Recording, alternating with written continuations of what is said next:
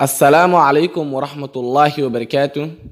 رمضان كريم ayaan idin leeyahay dhammaan ardayda ku xiran channelkeena Simacot School Branch 2 Official in WANLAWEYN. Cashirkeena maanta wuxuu ku saabsan yahay a little story. Sheeko yar. A man nin who had 3 wives kaasoo qabay 3 naag went to his office ayaa wuxuu aaday xafiiskiisa in the morning subaxdii. Later kadib he decided wuxuu go'aansaday to go home inuu guriga aado for lunch qado inuu guriga u aado.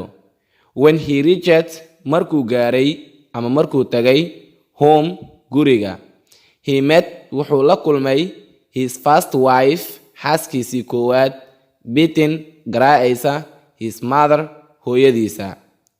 The second wife xaaskii labaadne was in a bed waxay sariir la saarneed with another man nin kale. The third wife xaaskii saddexaadne was given bison waxay sun siinaysay to his father aabihiisa.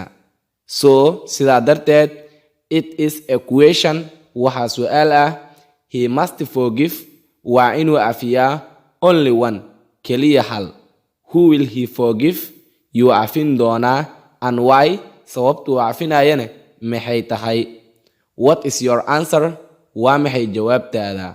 Commentiga ku soo qor saddexdooda naag midda uu afin doono.